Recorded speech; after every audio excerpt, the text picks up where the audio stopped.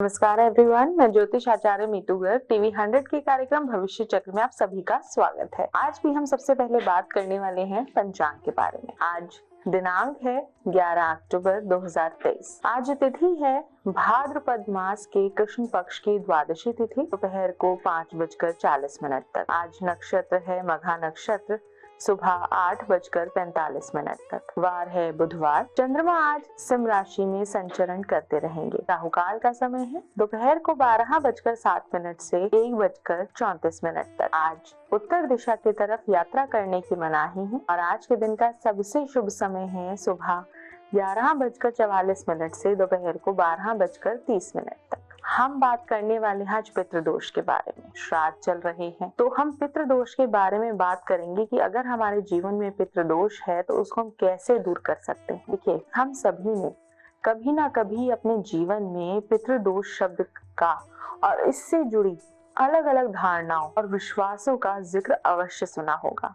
सबकी अपनी कहानी। अधिकांश समय में ऐसा होता है कि जिन लोगों को पितृदोष के बारे में सही जानकारी नहीं होती, वो बेहद ही जल्दी इस शब्द को सुनते ही डर जाते हैं या फिर इस डर के चक्कर में लालची तथा कुछ बहकावे में आकर फंस जाते हैं, जो उनके भोलेपन का फायदा उठाकर उनको डर दिखाकर पैसे कमाने का एक जरिया बन जाता है। बात करेंगे कि आखिर क्या होता है पितृदोष। देखिए, पितृदोष शब्द जो है दो शब्दों से मिलकर बना है, पितृ और दोष। पितृ का अर्थ है पूर्वज, यानी कि हमारी पिछली पीढ़ी के संदर्भ में पितृ का इस्तेमाल किया जाता है। और दोष का अर्थ होता है किसी तरीके का श्राप। ऐसे में पितृदोष का अर्थ हुआ हमारे पितरों से संबंधित कोई श्राप। अब बात करते हैं कि ज्योतिष की दुनिया में सबसे व्यापक ग्रंथों में से एक माने जाने वाला बृहद पराशर होरा शास्त्र भी है, जो कि दावा करते हैं कि पितृदोष का संबंध हमारे पिछले जन्मों से भी होता है। बात करते हैं कि आखिर कितने तरीके के पितृदोष हैं। पितृदोष कुल 8 तरह के होते हैं, जो किसी कुंडली में ग्रहों के अलग अलग संयोजन के चलते हुए बनते हैं, लेकिन उन सभी में से पितृदोष के रूप में वर्गीकृत किया जाता है। सबसे पहले देखिए क्या है। सर्प श्राप, पितृ श्राप, मातृ श्राप, भ्रातृ श्राप यानी कि भाइयों से संबंधित, मातुल श्राप यानी कि माता से संबंधित, ब्रह्मा श्राप, पत्नी श्राप और प्रेत श्राप। ये 8 प्रकार के श्राप हैं। इन्हें ही हम 8 प्रकार के दोष कहते हैं। देखिए, इन श्रापों का प्रभाव विभिन्न तौर पर हमारे जीवन पर नकारात्मकता के रूप में पड़ता ही है। हालांकि मुख्य रूप से ये युवाओं को प्रभावित करते हैं। आगे बढ़ने से पहले इस बात को मैं स्पष्ट करना चाहती हूँ कि ये योग जटिल ग्रह विन्यासों के चलते निर्मित होते हैं, जिन्हें एक आम व्यक्ति या किसी नवसिखिया के लिए समझ पाना बेहद मुश्किल होता है। बात करते हैं कि कुंडली में पितृदोष का कारण बनने वाले आखिर कारक क्या है। देखिए, कुंडली में पितृदोष का निर्माण होना एक बेहद ही जटिल योग है, जिसे यहाँ पूरी तरह से समझ पाना मुश्किल है। फिर कुछ चीजों के माध्यम से आपको समझाने का प्रयत्न मैं करती हूँ कि कुंडली में आखिर पितृदोष का निर्माण क्यों होता है। आगे बढ़ने से पहले एक बार फिर मैं आपसे कहना चाहूंगी कि बेकार की आधी अधूरी जानकारी लेकर पितृदोष से संबंधित मामलों में आप बिल्कुल भी ना डरें, ना घबराएं। तो चलिए बात करते हैं कैसे हमारी कुंडली में निर्माण होता है। देखिए, हमारी कुंडली में कुछ लक्षण होते हैं जो पितृदोष का संकेत देते हैं, लेकिन उन तक पहुंचने से पहले या उनके बारे में बात करने से पहले हम यहाँ पर बात करेंगे कि बृहद पराशर होरा शास्त्र के अनुसार इन दोषों का प्रभाव आप पर या किसी व्यक्ति पर तब तक ही पड़ता है जब आपका लग्नेश या प्रथम भाव का स्वामी सप्तमेश या पंचमेश किसी व्यक्ति की कुंडली में कमजोर स्थिति में हो। अगर वो मजबूत होंगे तो उनका आप पर प्रभाव बिल्कुल भी नहीं पड़ेगा। राहु केतु या शनि जैसे शुभ ग्रहों के साथ सूर्य की कमजोर स्थिति, देखिए समझिएगा कि राहु केतु या शनि जैसे शुभ ग्रहों के साथ सूर्य की कमजोर स्थिति कुंडली में पितृदोष की वजह बनती है, क्योंकि सूर्य हमारे पूर्वजों का प्रतिनिधित्व करते हैं। इसलिए आत्मकारक और अच्छी प्रतिरक्षा और अच्छे स्वास्थ्य के रूप में भी इसे जाना जाता है और सूर्य देव की पूजा करके हम अपने पितरों को प्रसन्न कर सकते हैं। इसलिए किसी व्यक्ति की कुंडली में कमजोर सूर्य पितृदोष का संकेत देता है। राहु केतु, ये शनि के साथ युति होने पर चंद्रमा के कमजोर स्थिति, क्योंकि चंद्रमा हमारी माँ और पूर्वजों का भी कारक है। चंद्रमा की स्थिति माता की ओर से पितृदोष की वजह बनती है। अगर कुंडली में पंचम भाव का स्वामी कमजोर स्थिति में हो, ये छठे, आठवें या 12वें भाव में स्थित हो, पंचम भाव में राहु, केतु, शनि या मंगल जैसे अशुभ ग्रहों का प्रभाव हो, कुंडली में नवमेश की कमजोर स्थिति भी पितृदोष को दर्शाती है। नवमेश यानी कि पिता से संबंधित ग्रह या भाव। पितृदोष का प्रभाव जब व्यक्ति के जीवन पर पड़ता है तो उनके जीवन और उनके परिवार में कुछ विशेष तरह के संकेत नजर आने लगते हैं। ऐसा कई बार होता है कि लोगों को अपने सही जन्म विवरण के बारे में जानकारी नहीं होती, या फिर कभी कभी उन्हें उचित ज्योतिषीय सलाह नहीं मिल पाती, जिसके चलते वो निश्चित ही नहीं कर पाते कि उन्हें कुंडली में पितृदोष जैसी जो कोई जटिल समस्या बनी हुई है। देखिए क्या क्या परेशानी होती है। संतान प्राप्ति में परेशानी, संतान के स्वास्थ्य और कल्याण से संबंधित परेशानी, परिवार में योग्य जातकों का विवाह ना हो पाने की समस्या या रुकावटें, घर में नवविवाहितों के वैवाहिक जीवन में परेशानियां, विवाह के सदस्यों को बार बार स्वास्थ्य संबंधित परेशानियों से जूझना पड़ता है, परिवार के सदस्यों के बीच कलह, लड़ाई, झगड़ा और घर में अशांति का माहौल भी रहता है। आर्थिक परेशानियां रहती हैं, अनिश्चितताएं आती हैं और नुकसान भी होते रहते हैं। व्यवसायिक जीवन में लाभ न मिल पाना, सपने में अपने पूर्वजों को परेशान या दुखी देखना, या फिर परिवार में अपमान और सम्मान की हानि होना। कुछ मामलों में अगर पितृदोष ज्यादा प्रबल होता है तो ये परिवार में अचानक मृत्यु का कारण भी बन सकता है। देखिए हम सबने देखा है, कई लोग कहते हैं, कई घरों में हम देखते हैं कि हर घर में झगड़ा होता है, बात बात पर झगड़ा होता है। एक साथ 4 लोग साथ में बैठे हैं, झगड़ा होकर ही उठेंगे। संघर्ष बहुत होता है उनके जीवन में, कोई भी काम करते हैं बिना संघर्ष के उन्हें कुछ नहीं मिलता, चाहे वो नौकरी करे चाहे व्यवसाय करें। समझ लीजिए अगर ये स्थिति आपके घर में है, या आपके घर में पैसा तो आता है लेकिन रुकता नहीं है, फटाफट फटाफट आपको देना ही है, कर्जों से आप परेशान रहते हैं, तो समझ लीजिए पितृदोष के लक्षण साफ नजर आ रहे हैं। आज के भविष्य चक्र के कार्यक्रम में हम बात कर रहे हैं पितृदोष से संबंधित, और अब मैं बताने जा रही हूँ कि आखिर अपने जीवन से पितृदोष को दूर करने के लिए क्या अनुष्ठान और उपाय किए जाए। पितृदोष के लक्षण और उनसे संबंधित परेशानियां जानकर आप भी परेशान हो सकते हैं कि पितृदोष के बुरे प्रभावों को दूर करने के लिए आखिर क्या कुछ किया जा सकता है। तो बताएंगे कि आखिर क्या करें। बात करते हैं त्रिपिंडी श्राद्ध, गया श्राद्ध, नारायण बलि पूजा और प्रेत उद्धार जैसे विभिन्न पूजा और विस्तृत अनुष्ठान है। देखिए त्रिपिंडी श्राद्ध बहुत ज्यादा फेमस है।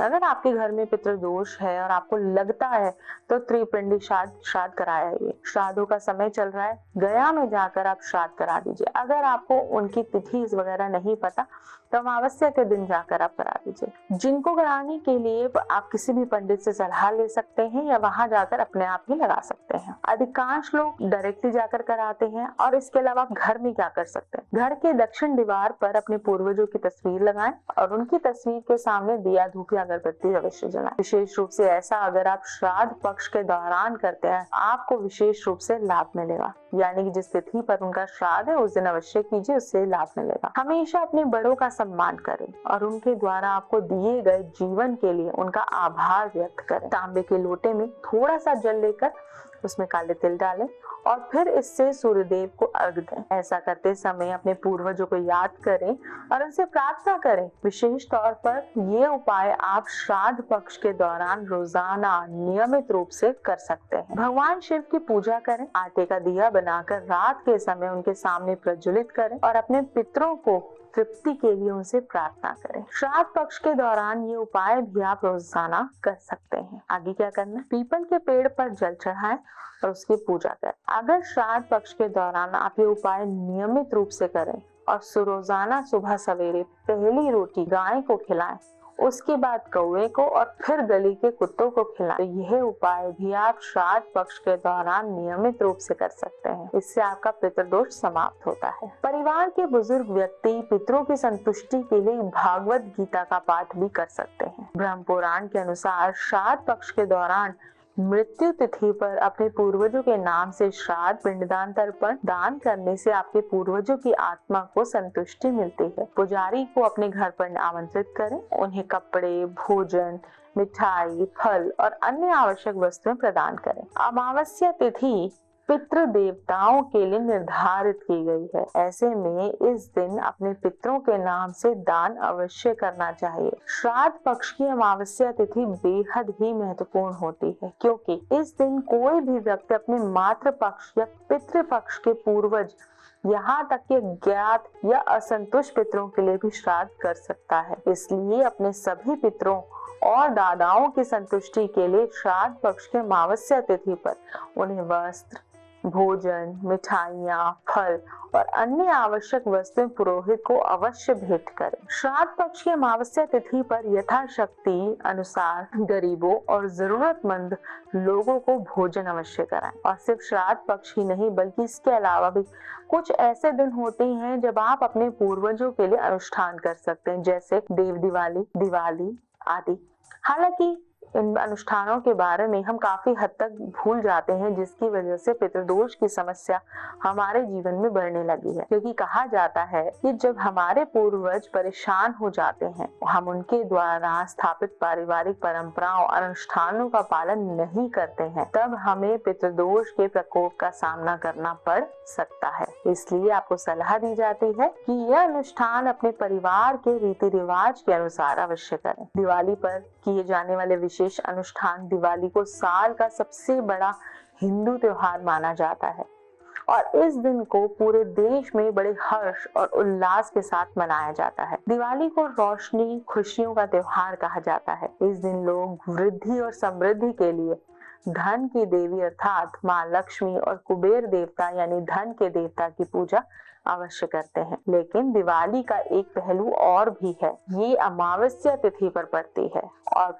पितृ देवताओं के लिए अमावस्या की तिथि विशेष महत्व रखती है। श्राद्ध पक्ष के दौरान लोगों से मिलने के बाद अमावस्या का दिन होता है, जब पितृ अपने लोग पहुंच जाते हैं और उन्हें सुगम यात्रा की दिशा दिखाने के लिए हमें दिवाली पर प्रसिद्ध दीपदान अवश्य करना चाहिए। इसके अलावा आप अपने पूर्वजों की तस्वीर को साफ करें, उन्हें पीला या फिर सफेद चंदन चढ़ाएं, फिर फूल या सफेद फूलों की माला अवश्य चढ़ाएं और उनके सामने दिया और धूप प्रज्वलित करें। उनसे प्रार्थना करें, अपने बड़ों का हमेशा सम्मान करें और जो जीवन उन्होंने आपको दिया है उसके लिए उनका आभार अवश्य व्यक्त करें। इस दिन आप पुजारी को कपड़े, भोजन, मिष्ठान, फल और अन्य आवश्यक वस्तुएं अर्पित करें। रात्रि के समय अपने पितरों के लिए दक्षिण पश्चिम दिशा में भी घी के 14 दीपक अवश्य जलाएं। बहुत कम लोग इस बारे में जानते हैं कि आकाश दीप दान हमारी संस्कृति में हमारे पूर्वजों को रास्ता दिखाने में कितनी महत्वपूर्ण भूमिका निभाता है। हालांकि आजकल के मॉडर्न और भाग दौड़ भरे जमाने में कहीं ना कहीं हम ये सब करना भूल चुके हैं, लेकिन ये एक ऐसी महत्वपूर्ण विधि है जो हमें निश्चित रूप से करनी ही चाहिए। ऐसा करने के लिए अलग अलग तरीके बताए गए हैं।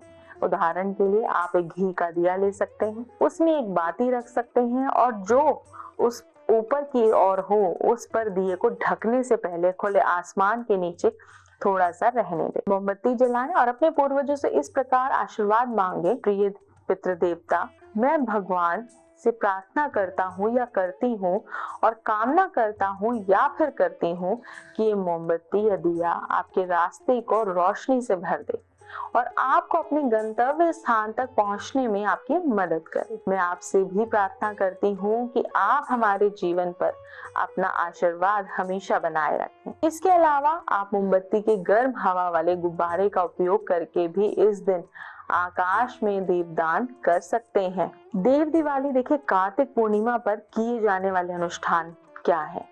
कार्तिक पूर्णिमा अपने पूर्वजों की आत्मा को शांति प्रदान करने के लिए भी एक महत्वपूर्ण दिन माना गया है। इस दिन गंगा घाट या किसी अन्य पवित्र जल स्रोत पर दिन दिया जलाने का विशेष महत्व बताया गया है। सूर्योदय से पहले आप उठकर गंगा नदी में स्नान करें। हालांकि अगर ऐसा आपके लिए मुमकिन नहीं है तो आप अपने नहाने के जल में थोड़ा सा गंगा जल डाल सकते हैं। इससे भी आपके पिछले जन्म के सभी पाप धुल जाएंगे। इसके बाद पूर्वजों की आत्मा की शांति के लिए गंगा घाट या किसी अन्य पवित्र जलाशय पर दिया जलाएं। अगर ऐसा मुमकिन नहीं है तो आप अपने घर पर ही इस अनुष्ठान को आराम से कर सकते हैं। इसमें आप एक बड़ी सी कोई प्लेट लें या फिर ट्रे ले लें और उसे पर गंगा जल डालें और फिर दिया जलाएं। रात के समय चंद्रमा को चांदी के बर्तन में जल अर्पित करें। ऐसा करने से कुंडली में चंद्रमा आपका मजबूत होता है। अपने पूर्वजों के नाम से पुजारी को कपड़े, भोजन, पूजा की सामग्री, दिए आदि वस्तुओं का दान अवश्य करें। इस दिन जितना हो सके क्रोध और क्रूरता से दूर रहें। मदिरा या किसी भी तामसिक भोजन का सेवन बिल्कुल भी ना करें। अपने घर का माहौल शांतिपूर्ण बनाए रखें और इस दिन ब्रह्मचर्य का पालन अवश्य करें। आज हमने बात की है पितृदोष के बारे में कि क्या पितृदोष होता है, किस तरीके से हम पितृदोष को दूर कर सकते हैं और क्या लक्षण होते हैं जिससे हम जान सके बिना किसी ज्योतिषी की सलाह लिए कि हमारे घर में पितृदोष है। इन पितृदोष के उपायों को दूर करें और इन उपायों को दूर करने के लिए सबसे अहम भूमिका निभाता है हमारे घर की परंपराएं। जो आपके घर की परंपराएं इतने सालों से चली आ रही हैं, उन्हें आप अपनाइए और लगातार उन्हीं के अनुरूप अपना जीवन को चलाइए। इससे आप देखेंगे आपका पितृदोष फटाफट से ही दूर हो जाएगा। इसी तरह से मैं कल फिर मिलूंगी। अपना ध्यान रखें। राधे राधे।